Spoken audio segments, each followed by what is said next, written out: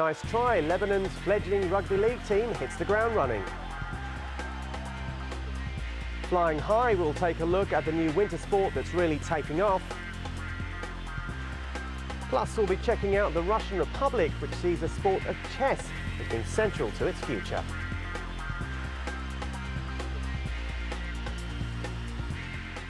Welcome to this special edition of Sportsworld, where we look back at some of the more memorable stories filed by Al Jazeera correspondents around the globe. Now, in 2008, the Rugby League World Cup will take place in Australia. The hosts are also the favourites, and they'll be looking to celebrate 100 years of the sport in their country by lifting the trophy. But there are other parts of the world where the game is only just getting started. Andy Richardson travelled to an unlikely new frontier for a rugby league. It's not often you hear Arabic spoken in a rugby changing room. These are the minutes before an important league match. Such a scene and such a level of passion would have been unthinkable in this country just a few short years ago.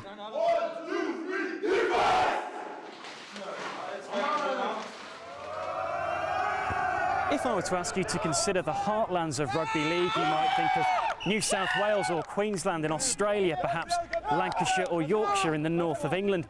You probably aren't thinking of Bahamdoon, a town just outside Beirut. Now, they may still be waiting for the delivery of rugby posts at this particular stadium, but here in Lebanon, the game has taken an unlikely hold. Only 5 years ago, these players were still learning the game, and passing spectators were simply bemused onlookers. They don't even know the rules, they've never watched the game. They think it's actually American football. When you tell them rugby, they think it's American football. So having it on TV for the first time really awoken the people a bit. So now when I tell some people rugby league, they really know what it's about. George, if the ball is there, we're going that way, we're defending that way. The ball's there, you're out of play. The seeds of Lebanese Rugby League were sown with a distinctly Australian accent. Professional players of Lebanese descent based in Sydney formed a team to compete at the 2000 World Cup.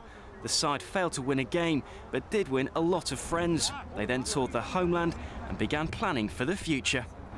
Our charter from an international rugby league point of view was, if your team wants to now qualify for the next World Cup, you've got to show us that you can start a competition domestically. Otherwise, you'll always be seen as a non-Lebanon team as such. So it was our challenge then to, after that 2000 tour and the visit to Lebanon, to try and work out how we're going to start a domestic competition in Lebanon. That a Lebanese league is now up and running is thanks to this man. Danny Kazanjan arrived in Beirut in 2002 with a dozen rugby balls and the task of developing a grassroots structure. He introduced the sport to the country's universities and has been rewarded with a thriving league. We've enabled them to take the sport, start it, run it, manage it on a day-to-day basis, develop it as coaches, develop it as match officials. So they have really been responsible for taking the sport from an idea and making it into something real and tangible. Today, a quarter of the national squad are born and bred in Lebanon, and once again this team has a World Cup on its mind. After the 2004 event was cancelled, the 2008 finals in Australia are their new focus. This qualifier against Russia had to be relocated to London because of last year's war, but Lebanon still won the match and are well placed to reach those finals, with Australian-born players and their Lebanese counterparts playing side by side. It's credit to the Lebanese tradition. We don't give up. When we've been there, we get knocked down or we get up and keep going again. To these people, to have what happened past year or so, to get up and do it again and say, no, we want to keep playing, we want to keep the comp going, it's just credit to the Lebanese courage. I like to think that the level is getting closer because we are improving.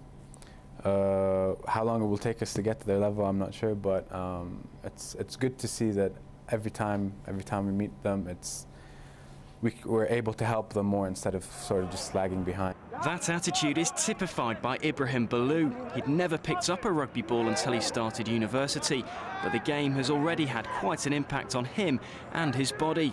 He's now not only a player, but also a fully qualified coach. When we went on a tour to England in August 2005, everybody were shocked. There's rugby in Lebanon even. you know, this logo, you know, logo in Arabic.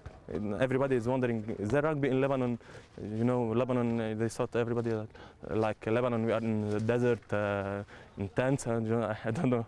The immediate future of Lebanese Rugby League rests with the national team and their World Cup campaign. But the long-term future will be decided on the playing fields of Lebanon. Andy Richardson, Al Jazeera, Beirut. Well, golf requires dedication and patience both on and off the course, and it's not surprising to hear of clubs with 10-year waiting lists which then demand their members follow strict course rules and dress codes. All part of the charm of the game? Well, one beginner refused to play by the rules, and now thousands are following his lead, as Al Jazeera's Carrie Brown discovered. This is urban golf, and these images are bound to make golf's traditionalists shudder. But its founder never set out to ruffle feathers. He was a set designer who simply picked up one of his props and in doing so created a cult with a global following. It started by accident. We got a golf club in our hands, and while we are staying in a hotel, and we play hotel golf. So we bring it to the street and play it in the urban style, and this was very cool. So more and more people joined, and if we set up a tournament today, we have about 3,000 people. They want to join the tournament. Urban golf rose rapidly in Hamburg because it's free and accessible to all, unlike traditional golf. In Germany, there are few public courses, and beginners must apply for a license just to play. That involves expensive tuition, pricing most out of the game. No license required for urban golf, just a head for heights. Today's opening hole behind this hotel sign on the 18th floor. Nikola, this is hole 1 on your golf course. Where are they aiming for and what are the rules? We hit here the little green. It's our target. We have only one rule: to play safety. And sometimes the award in the evening goes away for good looking or something like this. Or the best shot of the day. Yeah, for example. Safety first doesn't really fit in with this group's rock image, but one stray ball could lead to a costly legal suit and a certain death of their breakaway sport. Torsten heads down to the ground floor and gives the all clear via his mobile. We're playing nearly every week in the Hamburg Harbor, and it's just awesome to play cross golf. Have a look around. This is not an ordinary place to play golf, and over there we have a normal driving range, but I think this one is much better. There are some crazy kids playing golf on your hotel. Is that okay? That is okay, definitely. It fits. You see, the location is perfect for cross golfing, so it's nice to have them here. Professional tour golfers can be penalised if they miss their tee-off times.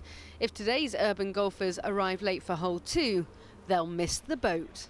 A plastic base allows these urbanites to tee off from any flat surface. There are no holes in this version of the sport, only targets. In this case, one familiar to the traditional format, clearing the water.